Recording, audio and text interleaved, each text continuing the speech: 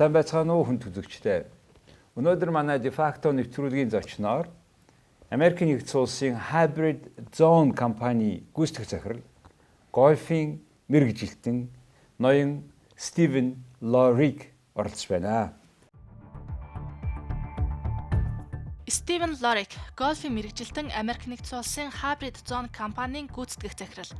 Тэрээр HybridZone гэх спортын гүйцэтгэл ба боловсролын консалтинг компани Хавайд удирдаг ба боловсролын доктор хүн юм. Америк нэгдсэн улсын спортын академи ба тус улсын гольфийн академийн итгэмжлэгдсэн гольфийн мэргэжилтэн бөгөөд гольфийн мэргэжлийн төвшний 20 гаруй гэрчлэгийг эзэмшдэг байна. Доктор Лорик 20 гаруй жил бизнесийн салбарт ажилласан бөгөөд бизнесийн удирдлагын магистрийн зэргийг 2 ч удаа хамгаалжээ. Good evening. Hi, how are you? Very pleased to have on this program. In particular, you are so much spending time with sport performance, in particular with golfing, and also you made your MBA, ED, right? EDD, which is Doctor of Education. Education, Doctor on Education, of Education. Yes. So all this really makes you very key personality for me to talk about sport medicine, sport, and sport academy you are, since you are certified by that sport Yes. academy. Please tell us about this academy. What is this about? If you're speaking of the National Academy of Sports Medicine, it's a conglomerate of different types of certifications, whether it's youth exercise specialists, personal training, corrective exercise. It has been a research-based institution for personal trainers. If you go to a gym in the United States, you need to be certified by an organization. And the National Academy of Sports Medicine has done an excellent job of being a research-based, systematic, and progressive program for personal trainers. That's, I think, something Mongolia should complete, since in our genes, we have seen young people, maybe with good body, but not necessarily certified, or being personal trained for that. Yes. So tell us, why is that so important?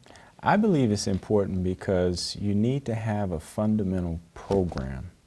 If you meet with a client, such as yourself, you come to me, and if I'm a personal trainer, I think the most important thing is to do an assessment. By doing an assessment or an evaluation, I'm able to identify the areas of your body where you're weak. And then I can build a customized program for you to get strong in those areas. And what that does is it improves your quality of life. Well, that's interesting, because here, with obviously all this urbanizational problems, we are not riding any more horses, we ride the cars, and you know how slow we ride those crazy cars in this crazy city. So people are getting fat, true. Obesity is a problem in the United States as well. But you know what I observed? I visited your country almost 27 years ago first. I recently visited again. I mean, I, during this many times, studied, lived. But in general, I think U.S. is doing much better progress in that sense, I believe. So again, this certified, professional, personal training, that trainer makes way more differences than I just not trained one first, that's our understanding. Yes. Secondly, what we were talking about, the obesity of Mongolians, we are getting bigger, and then we need to lose weight, and we want to be more fit. But that fitness we understand, just running a little bit, doing something, and that's it. So what you would tell to those people? Well, the thing I've read about Mongolia is that for years, you guys have been very healthy because of the countryside. I read that the sports that have been common through the years have been wrestling, horse racing, and I think the other was Archery. Archery, yes. But the It's younger... three-man games, we call it. Three-man games. We What have do you even do? a festival every year. Every year. And every boy is supposed to be that man. with that three sports, which is not sports. always the case today. Yes, and I notice with the younger generation, they're starting to play more of the Western type Yes. sports like basketball, soccer, and golf. And I think that if a country is to move forward, whether it's politically, economically, or physically, they need to be healthy. And it seems to be a global epidemic that obesity or being overweight, fat, is becoming something that needs to be addressed. And when you have a certified trainer, that person is knowledgeable about the epidemic itself, but also about how to help the regular person all the way up to the professional athlete, how to train and prepare. Or on the way to be quite fit in the Yes. sense that not necessarily big muscles, but you feel good, right? Yes. Fitness is about you feel good first. Absolutely. And where better to feel good than in Mongolia? You have so much air and productivity. It's a progressive country. So I think that this is a great place to embody what it means to be physically fit. Please tell us about your golf engagement. You have been with famous instructor Leadbetter, Yes. who is very familiar to many Mongolians who play golf. We're not many players, obviously, for 3 million people and only 10 years old sport in this country. So, but it's going very fast. So tell us about him. Tell about what you do with him. Well, Mr. Leadbetter is a global icon for golf instruction. In fact, he's been named the father of modern golf instruction. If you look at the tenure of golf, meaning if you look at in the beginning of time, it was a sport for the wealthy. Yes. They dressed similar Yes. to the way we are now. Yes. The golf equipment did not encourage you to be fast or aggressive. You were more elegant and graceful Yes. in your swing. Yeah, because the tradition of the sport 600 years ago, it came from Scotland. Exactly. And mostly those people were playing who are, who has palaces, who has all what they can afford. Exactly. And then you progress to today's athlete. You have athletic clothing, athletic shoes. I even saw the interview you had with Kevin Brand. You were dressed very athletic for that day. Yes, we had. But when you wear athletic clothes, it encourages you to be more athletic when you swing. It's true. And when you talk about the modern golf swing and David Leadbetter, he has done an excellent job of understanding that your body needs to be healthy and fit in order for you to be able to swing the golf club. So he's created what they call the A swing, which is a very efficient way to swing the golf club. Instead of having too much of a backswing or maybe too much of a follow-through, make it efficient, make it safe. You call it a swing. A, A the swing. letter A, Yes. swing. That's what David Leadbetter has created. So they coined the term, he's the father of modern golf instruction. So basically in this says there is golf technique. Yes. The distance depends on how you swing, how you Yes. turn your torso stronger and move back, Yes. unfold it back. But how you can do it with a little swing. Well, let's talk about the LPGA, the Ladies Professional Golf Association. Yes. Who or what classification is dominating that? It's the South Koreans. You'll see a 5'4" Lydia Ko being able to hit the ball just as far as your 3 would, going 200 Yes. plus meters, Yeah. correct? Uh-huh. And it's all about being efficient with the swing. And that's actually how David Leadbetter and myself started working together, is because he was creating a golf fitness certification to understand the body and how it relates to the golf swing. Because if you improve your ability physically, then you'll be able to improve your golf game. Those two work together. You have to improve Very the body. interesting. Yeah, for for example, the huge guy, tall like you, it doesn't mean necessarily that guy hits the longest. No. So the guy comes short and he hits the longest. Yes. So I'm always questioning myself, look, it looks like it is not the issue of your muscle. It is an issue of your mind, right? Yes.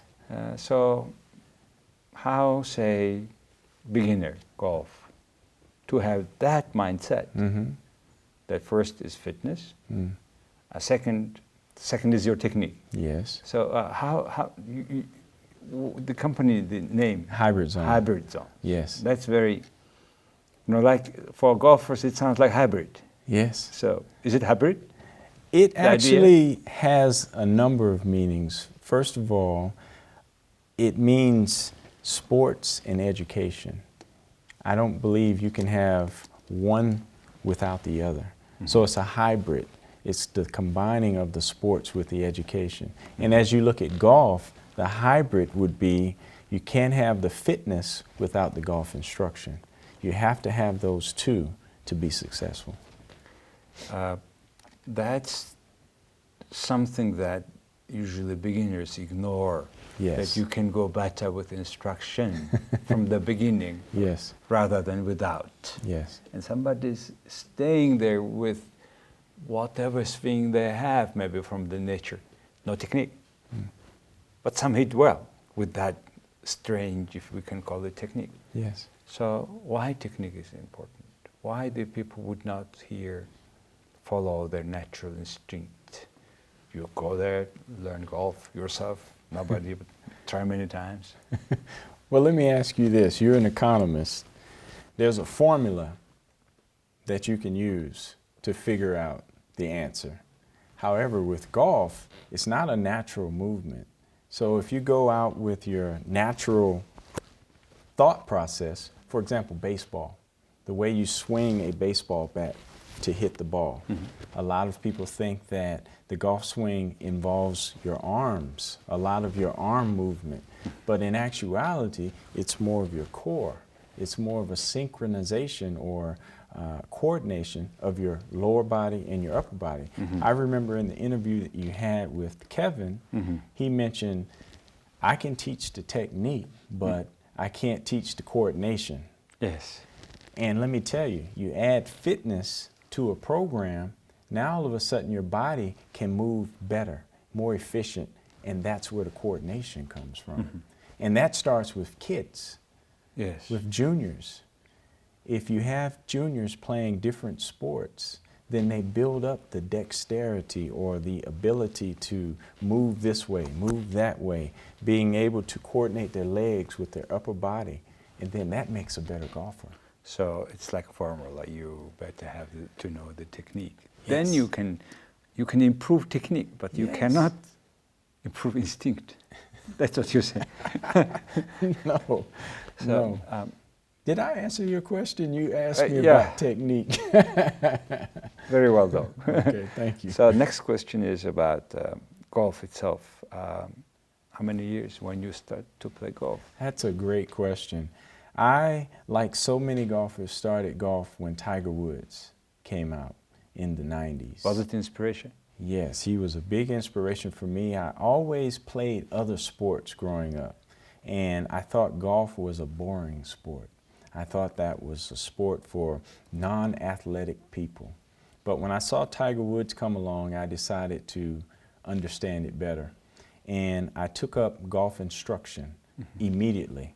I decided not to use my natural ability. I decided to Please go tell more. us where it had happened and how was your parents supportive or not? Tell us about them. Well, I didn't start at a young age. I was well into my 20s, and I was in Alabama. I was actually a pharmaceutical consultant, and doctors love to play golf. You met University of California in Los Angeles in that sense, right? Yes, that was my later years. I went back to get my doctorate.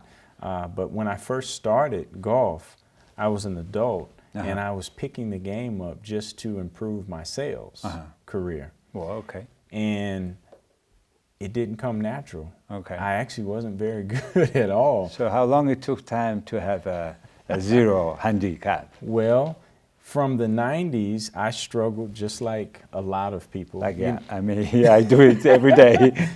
The U.S.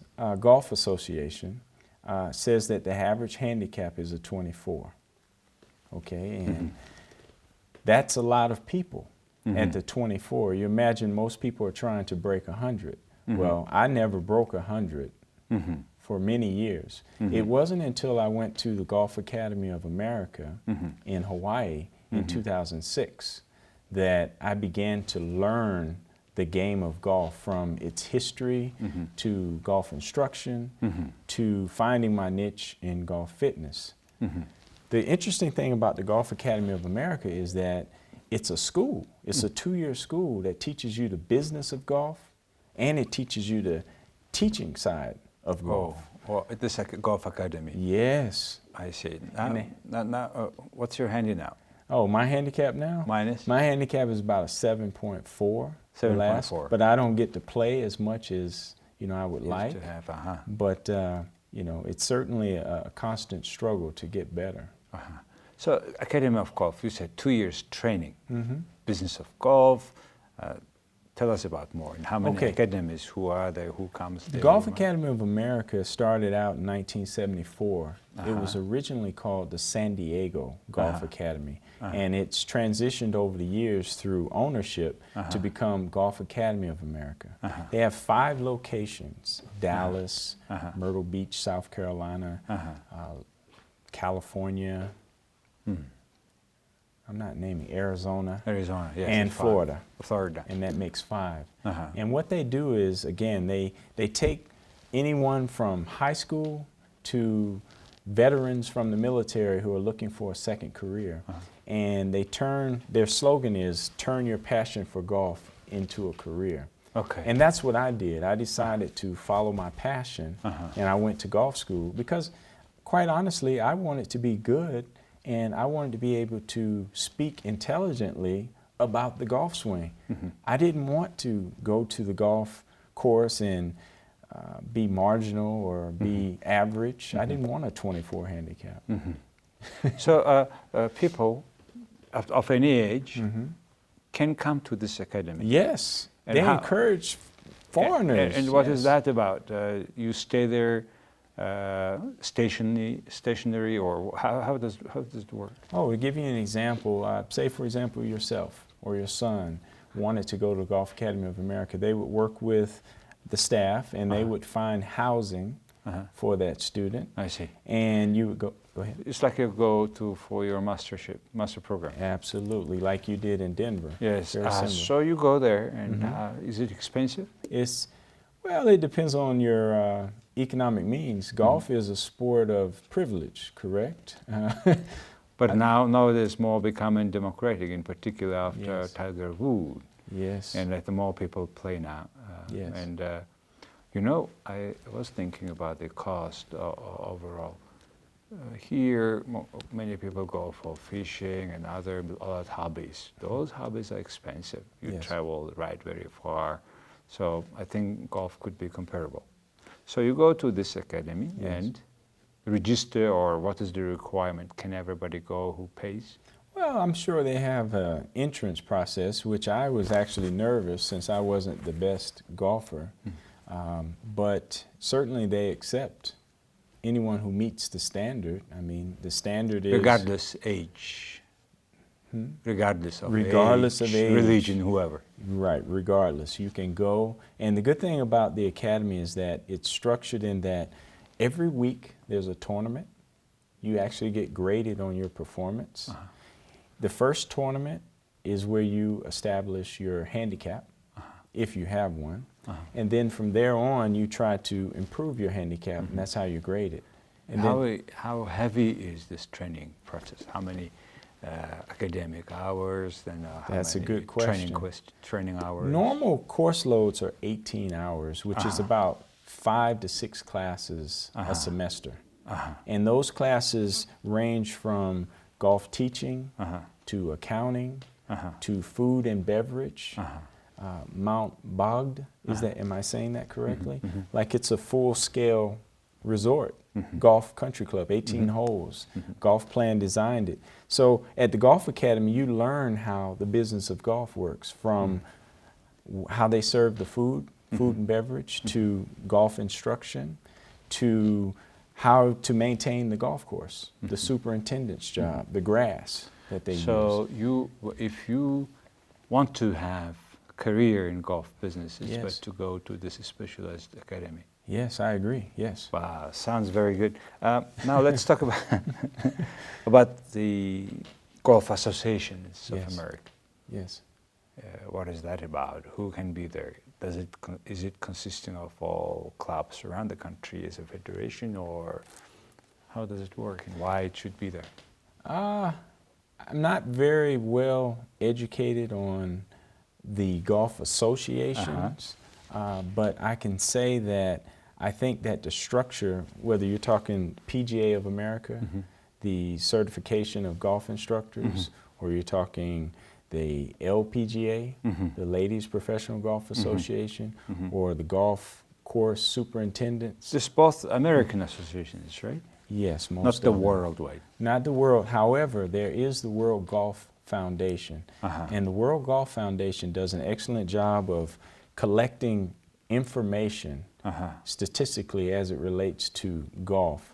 I attended a conference in October of last year, October or November, at the HSBC Golf Business Forum. Okay. And so you brought together all of the organizations or associations that you're talking about to discuss the business of golf.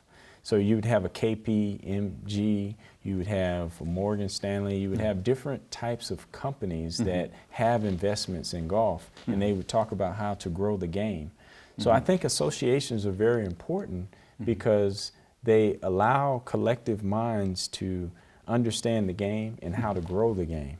It is like any other sport. Internationally, you go with the same standard all around the world, so that it's easy to assemble them at a certain level.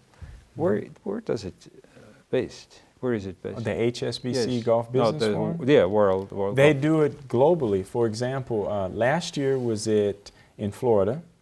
The year before that it was in Shanghai. So they travel around the world.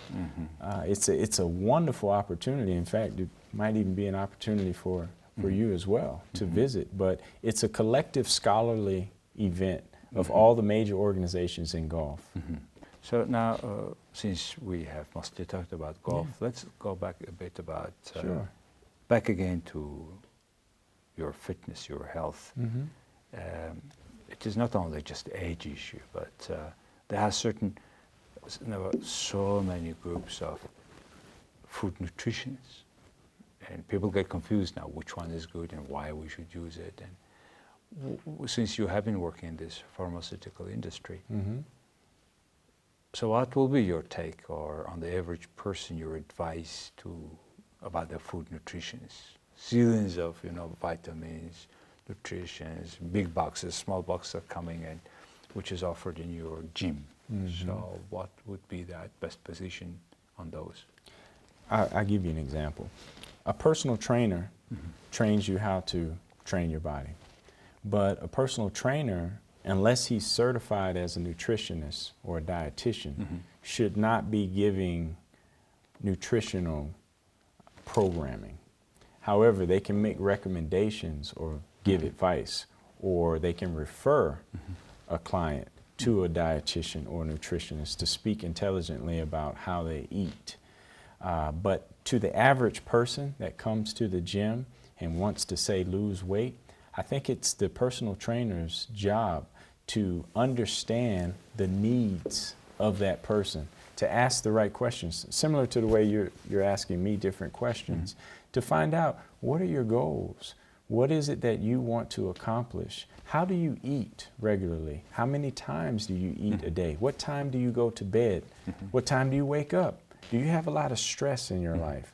All of these questions you collect to find out who that person is. And then from that information, you can begin to build or recommend a program.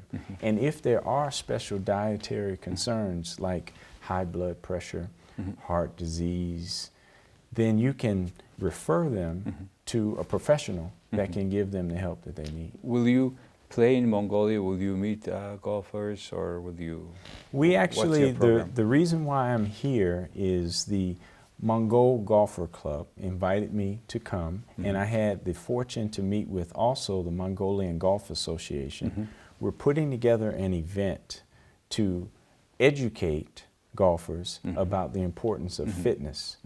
So yes, I will have. When an is it opportunity. going to happen? It's going to happen Saturday of next week. I think Not that's this Saturday. not this Saturday, but next Saturday. I think that's the 17th. Yes. Yes. Oh, I see. And who will be coming there? It is what, open things? We're or- working with the Mongolian Golf Association to spread the word. The information. Yes, so it's open to anyone that wants to come, because the benefit of performance assessments or fitness, it applies to any sport that you do.